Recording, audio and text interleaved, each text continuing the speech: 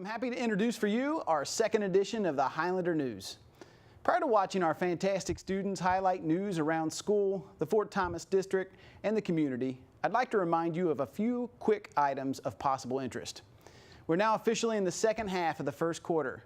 Hopefully, you've been able to access progress reports for your son or daughter on our parent portal.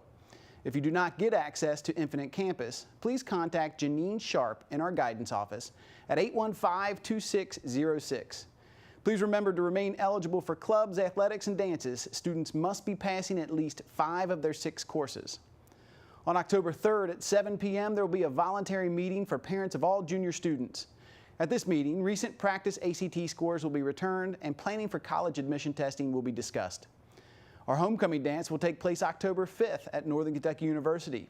All students grades 9 through 12 are permitted to purchase tickets, provided they are academically eligible. Finally, the PSAT will be given at Highlands High School on October 16th. All sophomore students are already signed up. 9th and 11th grade students are invited to participate, and registration is through the guidance office. As always, please feel free to continue to review the guidance webpage and the athletic calendars using the links on the screen. Also remember, you can view our daily announcements using the link found on the screen as well. Please don't hesitate to contact your son or daughter's teacher, guidance counselor, or administrator to discuss concerns you may have. Thanks again for all you do to make Highland such a wonderful place. I hope you enjoy the second edition of the Highlander News.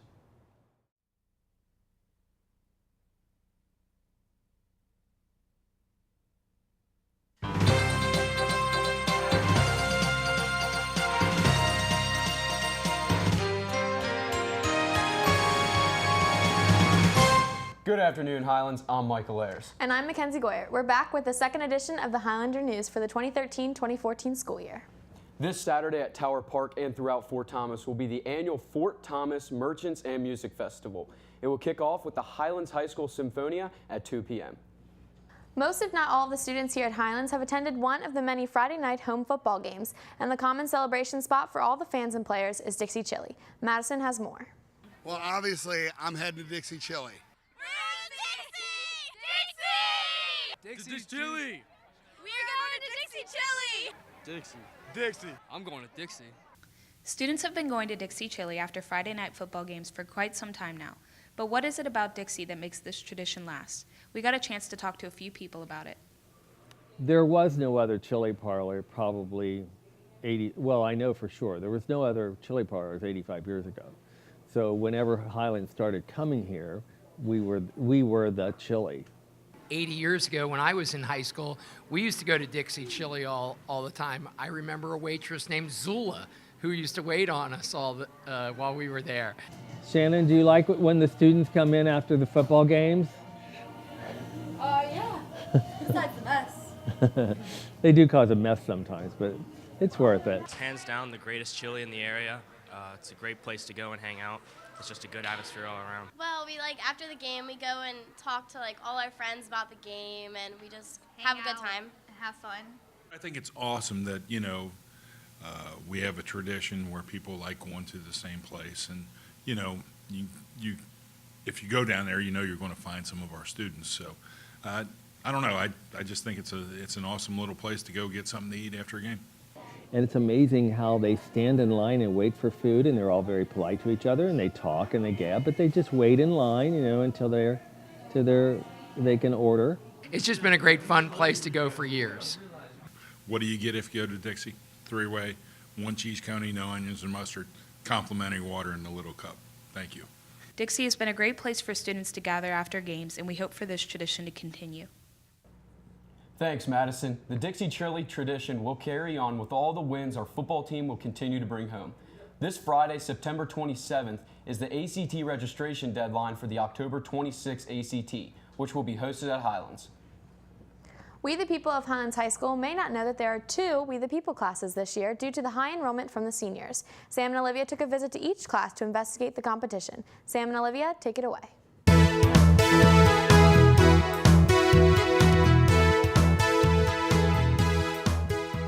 Hi, I'm Sam Rosensteel. And I'm Olivia Almer. And this year, the We the People class has grown so large that it's been split up into 2 periods. So that can only mean one thing. Only one class gets to go to nationals this year. And needless to say, competition's getting pretty heated. Personally, I think third period is going to take home the trophy.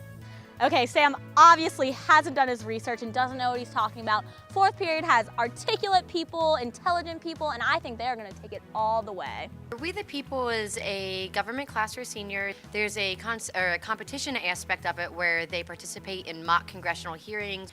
This year it's a little bit different because we have 2 classes of it. Both teams will go to state and then only one team will go to nationals. This year there are 2 separate classes. Really focusing on trying to build up all of our strength. I think BH is doing a really good job of using it to our advantage. If you want to go to national competition, you have to beat the other class. This competition is very intense. It's already getting hot and sweaty in the room, and we're all just very pumped up about it. Try harder and work harder to get our research done. BH is going to keep reminding us like which people from each class are winning. Our class, of course, I mean, it's my class, obviously it's my class. Fourth period all the way. Fourth period. Well, clearly I think fourth period is going to win. I think it's going to be fourth period because that's the one I'm in. Third bell. Third period, obviously. Clearly third period. Ooh, you know, I don't know if I should make that prediction because I might have to betray my own class. I hope we get to go because we're third period and we're the better period. Definitely us, because we are the best class. The other class has 0 chance whatsoever. We got so many intelligent people. We have a lot of good speakers. We have a lot of good-looking people, me being one of them, of course. And we are just fired up and ready to go. So as you just saw, fourth period is obviously going to take it away. There's no doubt in my mind that they're I don't know what piece you were watching. I don't think so. I disagree. I think I do. Excited to see the competition unfold between the classes. As you can see, it's pretty intense. Also coming up is our annual homecoming dance. There will be posters around the school regarding information on that matter. A sport made famous by the Harry Potter series has recently been adopted by the NCAA, and Highlands has decided to start a team of their own. Fisher? Thanks, guys. Now, when most of you hear the word Quidditch, you think about the world-famous book series Harry Potter. But do you think about local schools? Highland students have recently opened up a Quidditch team. I got a chance to talk to them to find out more about it. You can't obviously fly because that's magic involved. So you have to have a broom in between your legs. But if you fall off, then you have to like run back and forth. So it's a lot like dodgeball, soccer, football, any kind of capture the flag, like any kind of multiple sports put together, just big ball of fun. Well, a lot of our friends from the summer show started playing Quidditch, and that's how our team started. And there's a team at Anderson and NCC, and our team is really big. We have like 70 people-ish, and most teams have 7 or 10, so we're a very large team. We're going to be really competitive. We're going to do well. The quaffle is the main one, which is used to throw through hoops, so it's like a volleyball, any kind of volleyball, and if you throw through a hoop, you get 10 points. Simple as that. The second ones are called bludgers. They're little small dodgeballs, and if you get hit by one, it's called a penalty, and you have to run back to your hoop and back. And then there's the snitch. The snitch actually isn't a ball, it's a golf ball tied to a person. And this person can run anywhere they want. They can get in their car, they can climb trees, they can hide in buildings or whatever. And once someone captures that little ball on them, that's when the game ends, and that's 30 minutes. It's pretty much, since there's so many people, that we're just going to have meetings whenever we can, so we'll just announce it on the announcements and stuff, and if you want to come over, just go ahead. All right, guys, we'll head on home and grab your brooms, because it's Quidditch time. Back to you in the studio. I know I would absolutely love to ride a broom. Well, here we are with Paige Dower. Thanks, Michael and Mackenzie. When the Highlands football team played John Hardin, that was the game that determined whether or not Dale Mueller was going to reach this impressive milestone or have to wait until Paducah. But the boys did not fail and got Mueller his 300th win. The girls' soccer team found a lot of success in Lexington. Most importantly, they beat the Notre Dame Pandas for the first time since the senior girls were freshmen.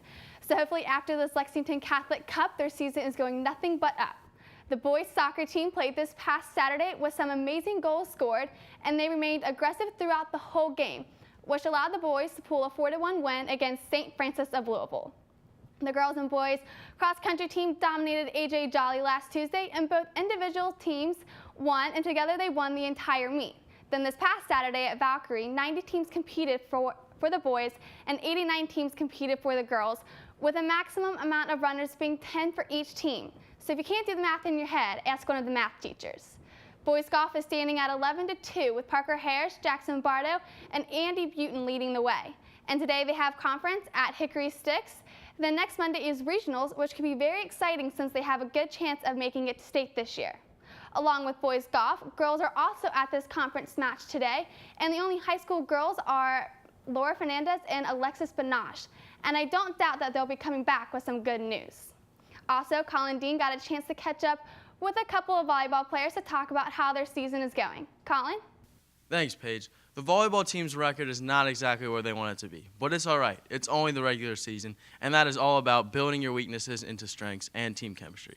And I caught up with some of the players to see exactly how they're doing that. This year has been pretty challenging because we have such a young team, but we're working really hard, and recently we played Brossart, and we beat them in 5 games, so that's a pretty big deal, and we're looking forward to see how the rest of the season goes. Well, we need to work harder and talk more and just have like better team chemistry.